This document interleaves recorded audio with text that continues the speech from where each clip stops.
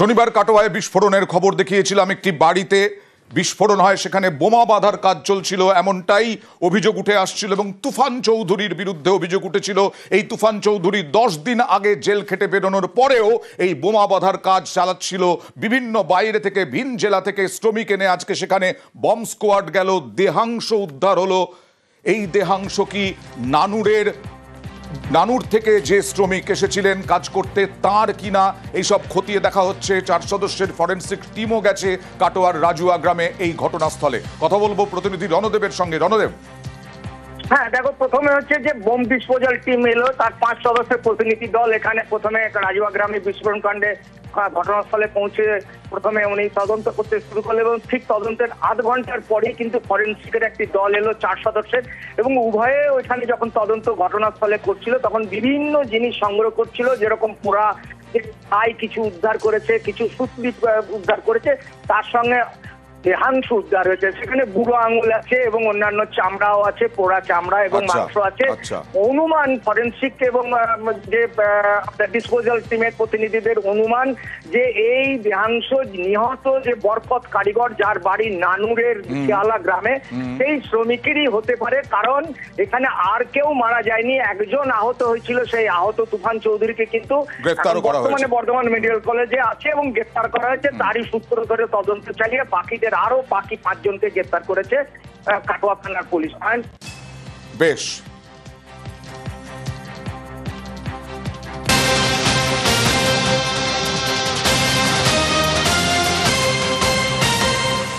নিবেদিতা সেতুতে বাস দুর্ঘটনা, বৃষ্টিতে একেবারে ছিটকে বাস গিয়ে ধাক্কা মারলো দেখুন গার্ড রেলে। আর এতটাই অভিঘাত ছিল, এটা ভলভো বাস। সেই ভলভো বাস থেকে কাঁচ ভেঙে ছিটকে পড়লেন একজন যাত্রী। যখন 10 থেকে 12 জন, আহতদের হাসপাতালে ভর্তি। ঘটনাস্থলে বালি থানার পুলিশ। দেখুন সেই সিসি ক্যামেরার ছবি দেখুন।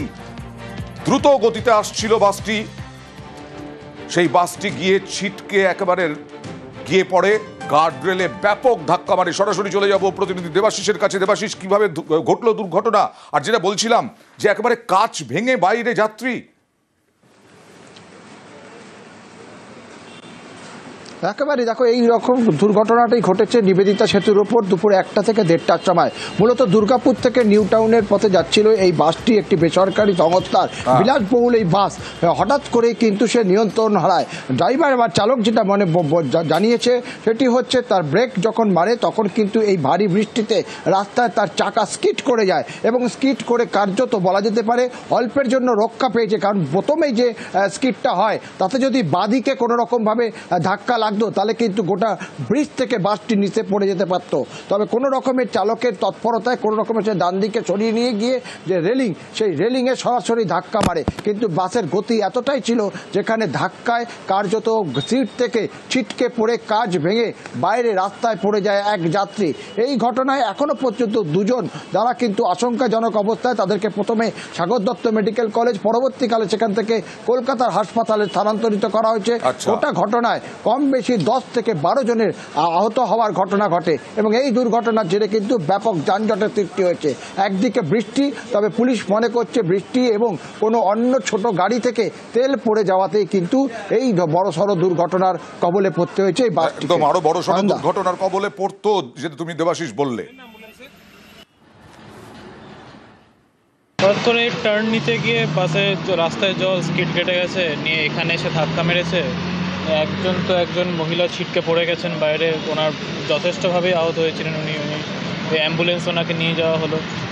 3-4 জনের তো হাত পা ভেঙেছে। হ্যাঁ, ড্রাইভারেরও বাজে অবস্থা। যারা উইন্ডেড আছে, যারা রেস্কিউ, সবাইকে আমরা ইমিডিয়েটলি, আমাদের 2টো অ্যাম্বুলেন্স আছে, অ্যাম্বুলেন্সে করে পাঠিয়ে দেওয়া হয়ে গেছে অলরেডি। আপাতত যারা রয়েছে তারা কেউ ইনজিওর্ড নেই আর উইন্ডেড নেই। এখন ওই 2 জনা 3 আহত আছে, মোটামুটি সবাই আন্ডার কন্ট্রোল। হ্যাঁ, একজন রাস্তা ছিটকে পড়ে গেছিল, সেটা পড়ে গেছে, তো তাকেও তুলে পাঠানো হয়েছে।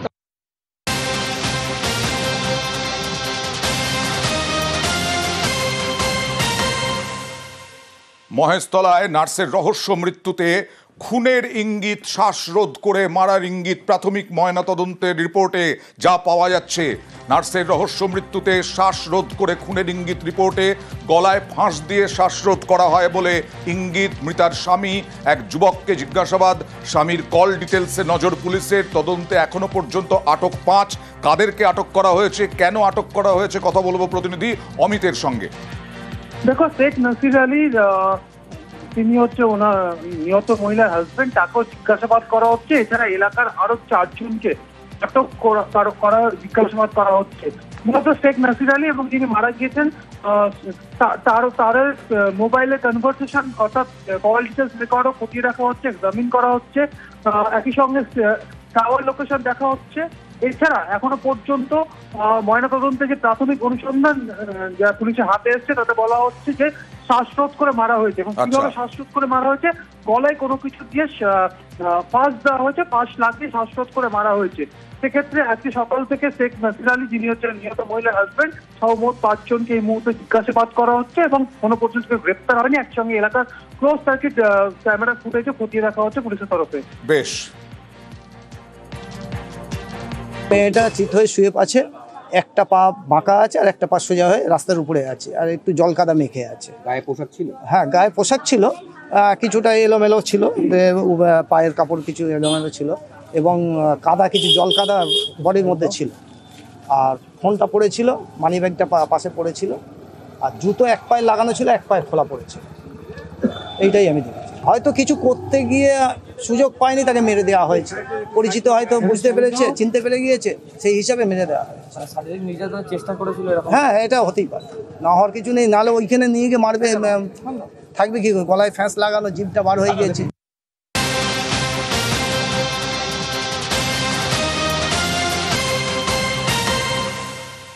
খড়গপুরে মর্মান্তিক ঘটনা।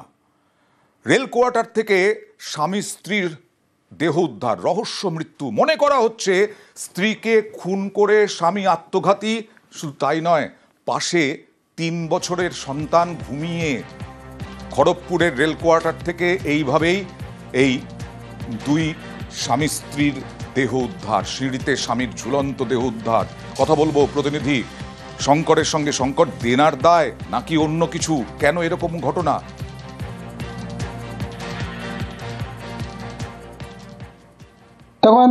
আজ খড়গপুর পুরসভার 15 নম্বর ওয়ার্ডের জাহিননগর এলাকা থেকে স্বামীর এবং স্ত্রীর মৃতদেহ উদ্ধার করেছে খড়গপুর টাউন থানার পুলিশ ইতিমধ্যে দেহ উদ্ধার করে ময়নাতদন্তের জন্য পাঠিয়েছে। জানা গেছে যে প্রথম পক্ষের যে স্ত্রী, তিনি আজ সকালবেলা যখন এই খড়গপুর পুরসভার 15 নম্বর ওয়ার্ডের এই যে জাহিননগর এলাকাতে স্ত্রী পৌঁছান স্বামীর খোঁজে, তখন দেখা যায় যে তার যে দ্বিতীয় স্ত্রী, তার বাড়িতে রয়েছেন তার স্বামী এবং তার ঝুলন্ত অবস্থায় তার দেহ উদ্ধার হয়েছে এবং পাশে একটা বেড থেকে রক্তাক্ত অবস্থায় তার দ্বিতীয় স্ত্রীর দেহ পাওয়া গেছে। পুলিশ যেটা মনে করছে, প্রথমে স্ত্রীকে খুন করেছে, তারপরে নিজেই আত্মঘাতী হয়েছে। প্রতিবেশীরা কি বলছেন?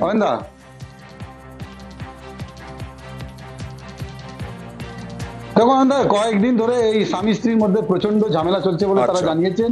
এখন কি ব্যাপার রয়েছে তার পুরোটা খতিয়ে দেখছে পুলিশ।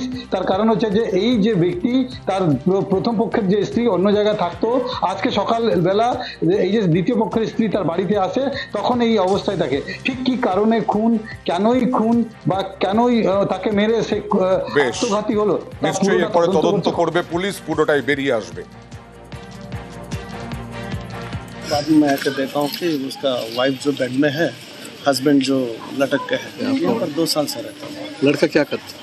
कार ड्राइवर है। हाँ, उसका पहले और एक वाइफ है, उसका भी 3 बच्चा है, और ये जो है ये इनका 1 बच्चा है। मैं सुन रहा हूँ यहाँ के अगल बगल वाले बोल रहा है कि कंटिन्यू झगड़ा होता है। हाँ, इसका लिए कुछ पुलिस तो न्याय करेगा, कोई भी इसमें इन्वॉल्व हो उसको सजा मिलेगी।